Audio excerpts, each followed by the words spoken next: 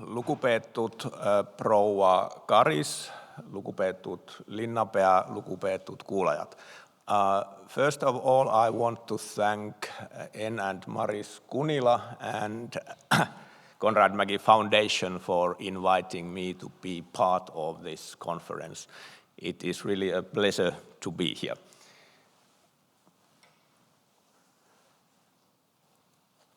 My presentation will deal about Romanticism and modernism in Konrad Mägi's landscape. And there, as we can see, there are clear connections in this, between this terminology. In a letter he sent from, oh sorry, how can I get my PowerPoint? It's here. Thank you.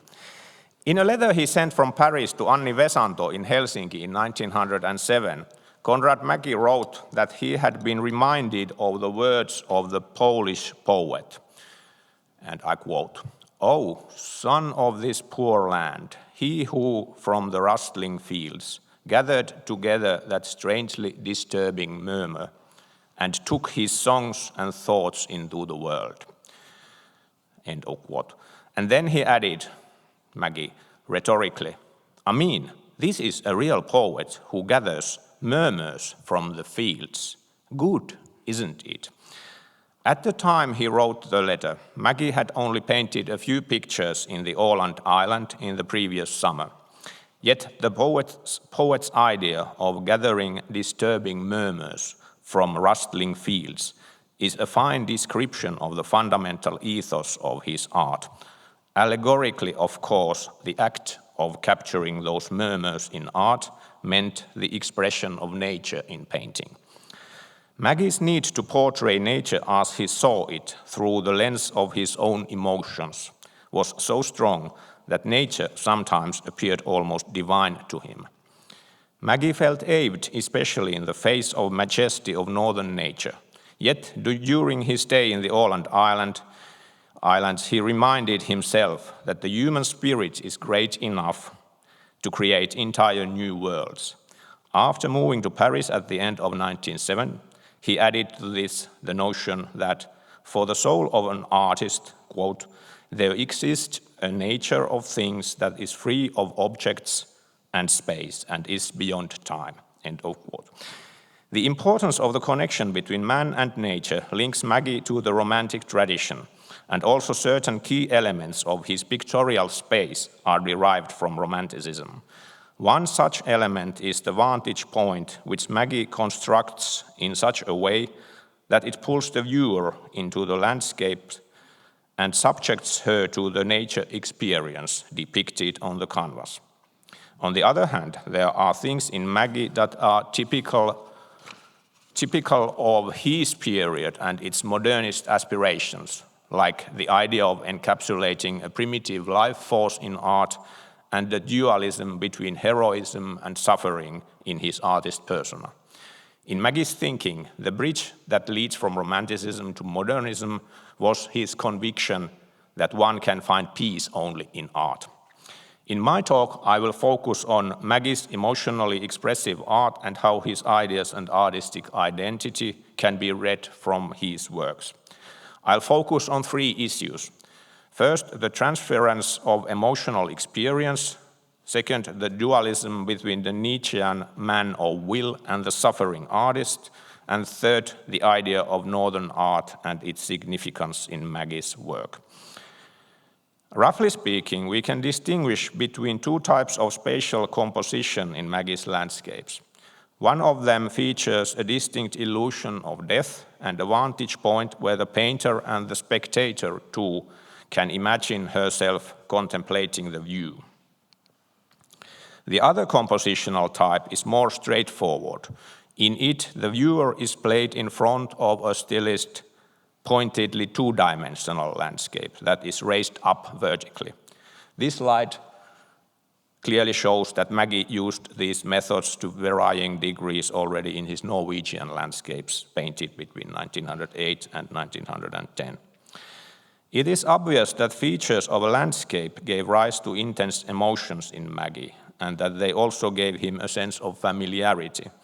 Having traveled from Åland and Helsinki to Paris in 1907, he wrote to Anni Vesanto, the daughter of his landlord in Finland, and I quote, "I am a son of the North, and everything in me is nothing but a particle of the entire people and our nature. Wherever I happen to be, the North always remains my homeland, North in the broader sense. I like the wistful, harsh nature of the North, the bright glimmers of sunlight that can often be seen in the work of local artists." With its focus on the connection between landscape and the human mind, Mägi's vision can indeed be called national romantic.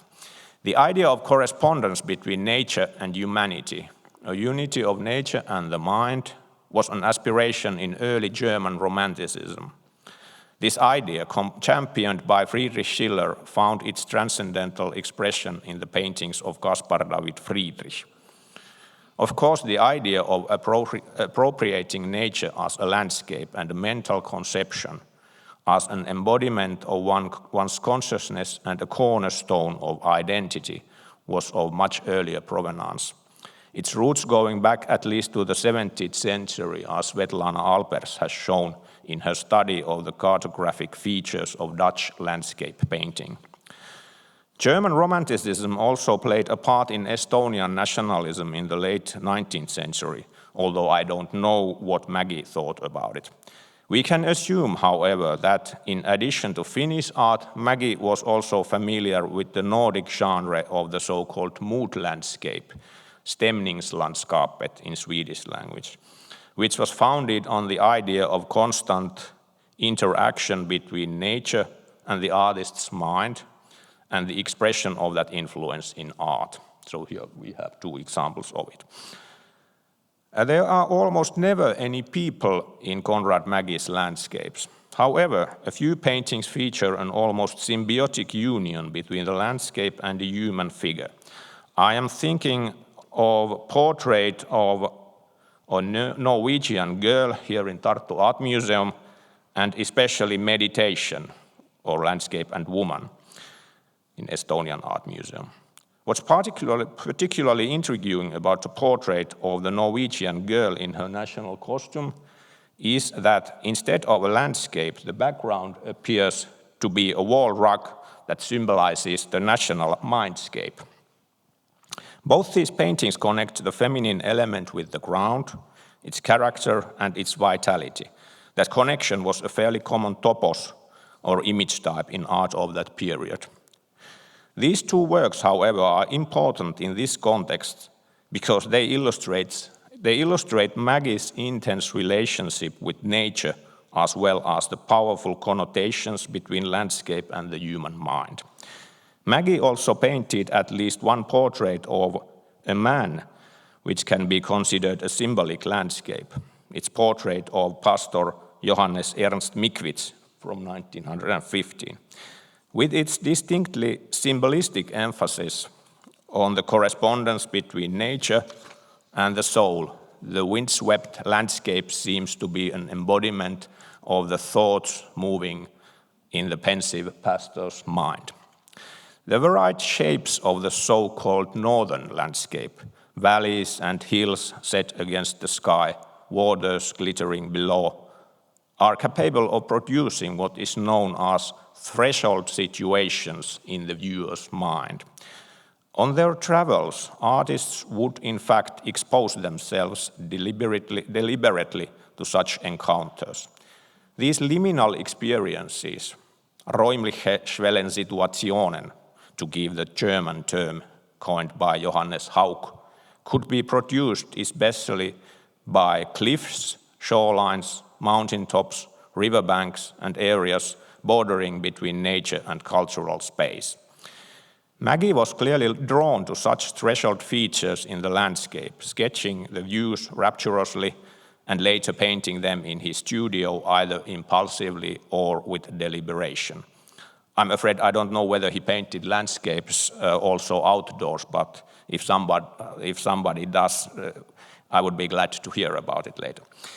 If we compare Mägi's landscape from Åland and Norway with the landscapes painted by another Estonian artist, Nikolai Triik, it's interesting to note that Triik tended to paint the sky, whereas Mägi usually depicted tracts of land. In Mägi's paintings, the horizon is very rarely below the center line, suggesting that the vantage point is located just above the ground, which opens up the terrain to view more widely. This is particularly notable in works containing diagonal lines that enhance the sense of depth, like in this painting from Vilsandi. What originally captured Mägi's interest in the landscape may touch the viewer of the finished painting even today. In some of Mägi's landscapes, the pictorial space is composed in such a way that the point of view is occupied by an internal spectator, which is a term coined by philosopher Richard Wollheim.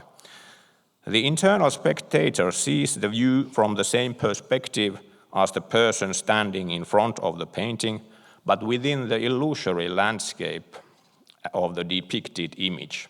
Some of Mägi's landscapes are indeed such that the viewer becomes aware of the artist himself as a traveler who experiences the landscape physically. The painting communicates some aspects of the experience to the viewer, who can imagine herself being in the actual place.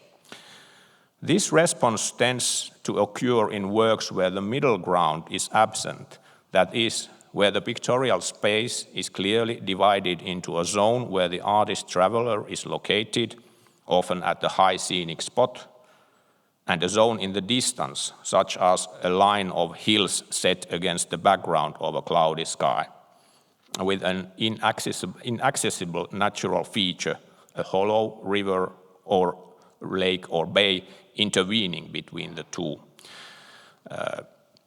locations.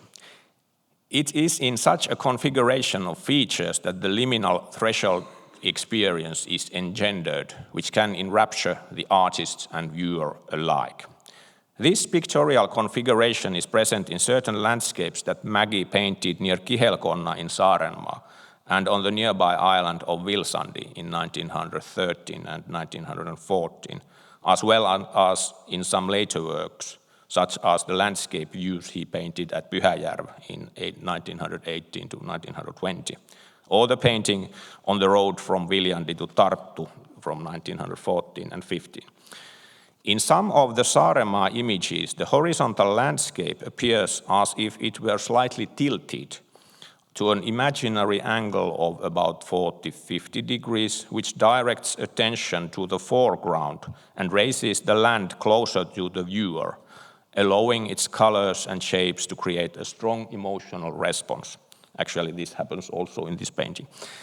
One of the works where this illusion can be observed is Sea Cales from 1913-1914.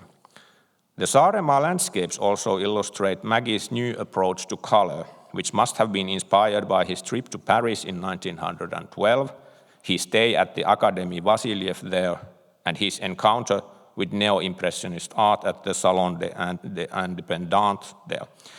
Mägi's skill in creating luminous effects by using color juxtapositions and blending different hues in discrete small surfaces side by side gives his paintings a sensory power that seduces the viewer and pulls her into the painting, as noted by Pilvi Kalhama in her writings about Mägi.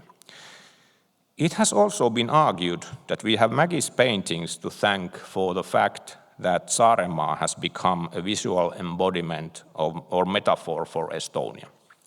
However, Mägi's virtuoso use of color makes it possible to discover in them a correspondence with one's inner feelings, even for those who know nothing about Mägi or his life or his biography. Now I want to say a few words about Mägi as a modernist, perhaps even as an avant-garde artist. The latter label has to do with Mägi's transgressive treatment of the subject in some of his Norwegian landscapes. The most famous of them is probably Norwegian landscape with a pine tree from 1910. a work that seems almost to have been painted in a fit of delirium. Eero Epner has argued convincingly that the painting reflects the influence of Swedish writer Ola Hansson's collection of short stories entitled Sensitiva Amorosa, Sensitive Lovely, from 1887, which made a profound impression on Mägi. Mägi wrote to Vesanto about the collection in early 1908 and describes Hansson by quoting the words of one critic. Now I quote what Mägi wrote. "He draws the world as something uninterrupted. He doesn't accentuate discrete points in that flood of phenomena. He doesn't register them like people have done, describing them as things, boundaries, contradictions. For him, this flood is not interrupted anywhere. There are no contrasts for the new spirit, no contradictions, since everything is presented to its reason, like an endless chain of transitions of feelings that's constantly changing, which quiver in all tones and colors, but in their richness are inseparably tied to one another, since there are no doubts that don't turn into cranial nerve oscillations and conscious vibration. Many of the features mentioned in this passage are quite prominent in the painting. The transcendence of time and place, the quivering of tones and colors, the nervous oscillation of abstracted forms, although one can tell that the work depicts a marshland in the light of the setting sun as seen from a hill. In Mägi's vision, however, the view is transformed into a two-dimensional apocalyptic scene dotted with oval eye-like geologic volcanic shapes. As an image of the internal world of emotions, the painting is reminiscent of Edvard Munch's symbolic works, albeit with a higher degree of abstraction. Mägi had seen some of Munch's paintings in Paris at the Salon des Indépendants in 1908, and already there he made the observation that, quote, "the most interesting of all of them is a Norwegian painter, Edvard Munch," end quote. Actually, I have to confess that while I wrote this presentation, I was not aware of what Bart Puschow has said and written about this painting, because he has highlighted that this kind of grid of interconnected spherical shapes and multicolored cellular structures here can be found in lichen, which is typical for Norway, and one of its variants is a glowing orange color microalga, which grows above small stones there. I don't know if Nils is familiar with them. But this might be thought that this painting is a kind of a close-up or enlargement or a carpet of this kind of orange microalga, and everything is connected in a monistic way in Erik Haeckel's monistic thinking, that everything is interconnected. There are no limits or anything, but this same kind of reading can also be seen in this Ola Hansson's citation. So the idea is that everything is interconnected and there is no everything is beyond time or space or something like that. So they are, in that way, they are not like contradicted, these readings. But now I go back to my presentation text. From the modernist perspective, the intriguing thing about Mägi's art, in addition to his distinctive orchestration of color and free treatment of motif, is his vitalist yet anguished dualism and how it became part of the general artistic context of his time. Mägi had been an athlete and a keen fighter in his youth. Physical bragging and what we would call toxic masculinity nowadays were quite common in those days, especially among artists from an agrarian background. Examples abound, at least in Finland, the best known being Tyko Sallinen, Mägi's contemporary, with whom Mägi even studied for a short while in Helsinki. It appears, however, that Mägi's torn background and his bouts of illness made him see life as a torment from which only art could bring at least temporary relief. His rhetoric of suffering is also associated with Nietzschean pathos, possibly adopted from Nikolai Trieg during his time in St. Petersburg around 1903. Yet it has been observed that Mägi would also complain about hunger and poverty even when there was no apparent reason to do so. So could this have been a facet of his persona as a bohemian artist, a kind of a role maybe? Regarding the subject matter of Mägi's art, an explicit depiction of suffering only surfaces in the lost Pietà painting, which you can see the black and white reproduction here from 1919. We should note, however, that likening of the artist himself or the destiny of his nation to Christ, like here can be seen, was not an uncommon theme in contemporary art of the period. This is, as you can see, it's painted after the First World War, and it's reminiscent of this mental landscape also.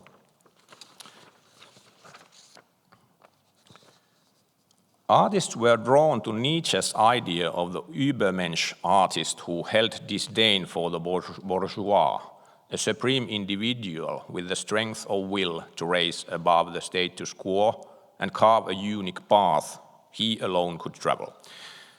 Without downplaying the challenging conditions Estonian artists faced at the time, coupled with their lack of institutional support, we can observe the emergence of the suffering male artist as a kind of trope later reinforced by art literature. In one of her articles, Tina Abel has pointed out that this is how the archetype of the so-called freezing artist became part of Estonian art history. A similar phenomenon unfolded also in Finland, particularly among the artists associated with Tycho Sallinen's circle, a trend described by Viljo Kojo in two novels from 1922 and 1923.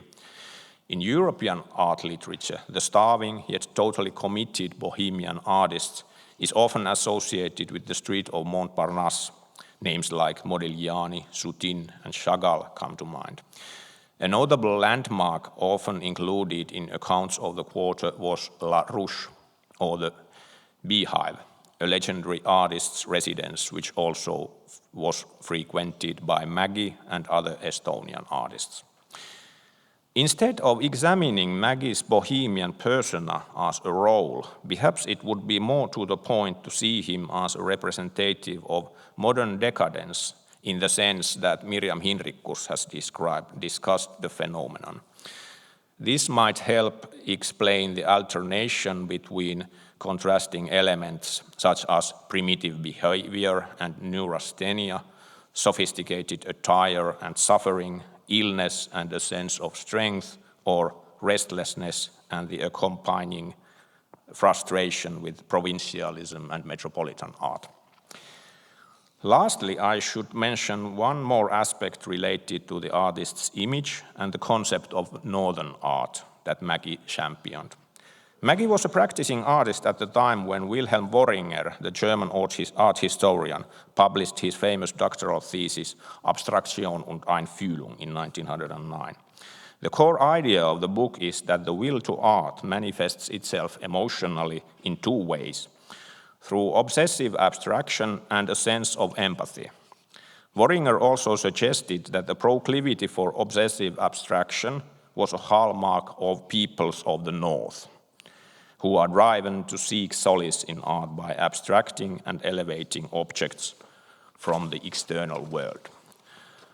Worringer regarded Gothic as a pathological style among German and Nordic artists, and it had a direct link to the suggestive power of early 20th century expressionism. In Finland, Worringer's ideas became known in 1915 through Der Expressionismus, a book by Paul Fechter, a German who lived then in Vilnius, in Lithuania. Indeed, Jaak Kangilaski has half-jokingly called Mägi a German artist, in a sense that Mägi's outward form was proper, but inside he was a barbarian. In a Worringerian perspective, expressionism in Mägi's work is perhaps most evident in certain landscapes from Pyhäjärv and Capri, such as Capri motif in Enkunila collection. Here.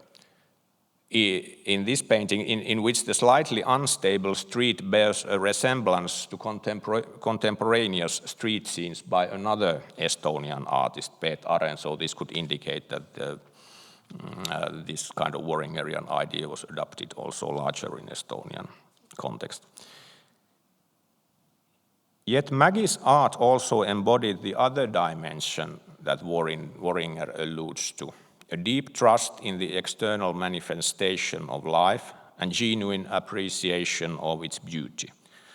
Or as Mägi himself put it, he liked an austere landscape illuminated by bright glimmers of sunlight. He would probably never have been able to blend those contrasting elements in such an inimitable way had he not had a strong conviction, even before embarking on a career in art, that his task was, in the words of a poet, to gather disturbing murmur of rustling fields and transfer it onto his canvas. Thank you, Aita.